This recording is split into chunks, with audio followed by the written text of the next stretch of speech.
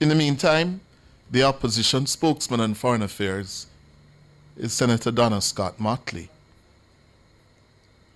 Well, she's calling on the government to outline the effects the ending of the Cuban medical program will have on the local health sector. Is a release from the People's National Party Media Unit. This is Senator Donna Scott Motley, opposition spokesperson on foreign, regional, and diaspora affairs. I am calling on the government to provide a full and detailed explanation to the Jamaican people regarding its decision to terminate the long-standing medical cooperation agreement between Jamaica and Cuba. For 5 decades, this program has been an established part of our healthcare system.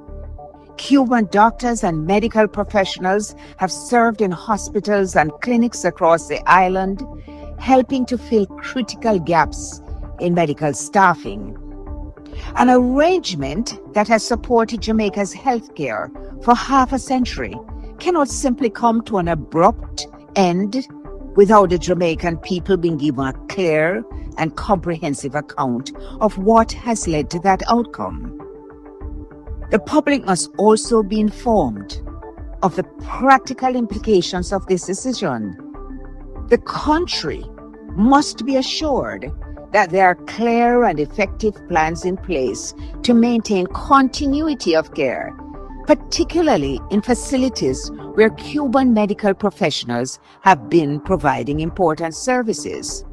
This is a matter that goes directly to the functioning of our healthcare system and the well-being of the Jamaican people.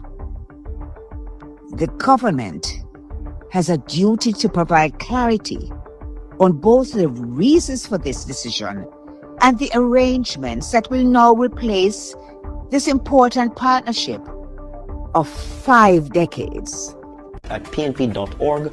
But Mrs. Motley, you need to speak as well to the exploitative arrangements that these Cubans were subjected to, and whether your government, when it was in office, agreed and with knowledge that these were the arrangements put in place, where the doctors and the nurses are saying, listen, they didn't have a choice. They were presented with contracts that they didn't even get a chance to read. They had to sign. And their monies were usurped, taken by the Cuban government. And they were given pittance. That is the issue now.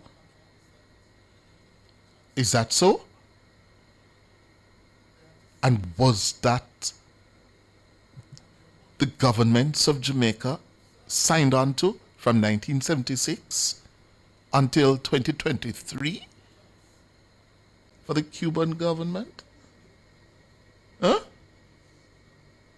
They are required to live in poverty in Jamaica? Huh? While the Cuban government creams off, according to Cuba Archive, up to $4.5 billion of their monies. That is against international law.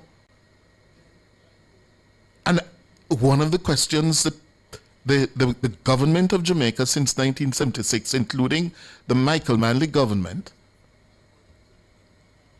is being asked this morning, the Michael Manley government, under whose stewardship this came into being, and a pro-worker government. Michael Manley was a leading trade unionist in Jamaica. Michael agreed to this. Huh? This was exploitation because of his fraternal friendship and relationship with Castro's Cuba. We were party to the exploitation of workers in this way. Now, this is what is now exploding in front of us. And we can't hide away from it. And it went on for 50 years. What did the government of Jamaica know Why are we in this predicament? Well, Yeah, sir. Michael Manley was a very consequential leader in Jamaica. Yes?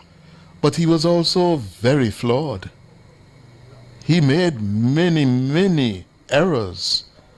He made many bad decisions, which he himself admitted to in his later years. Yes, he was a flawed man, flawed character.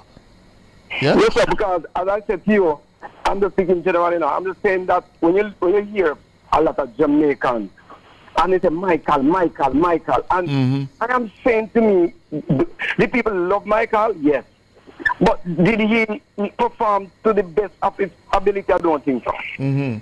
Yeah, but I can tell you, yes, he was one of our most consequential leaders, but he made a whole lot of errors and mistakes and had a whole lot of failures. He had some successes, yeah, quite a few successes as well, but a lot of failures, yeah. Yeah. So it's a mixed sheet. When it comes to his balance sheet, it's a mixed bag, yeah. Well, I will tell you, I Alright, can sir. tell Jamaica to rise up, but this opened my eyes. Thank you again. All right, sir. Time for the break.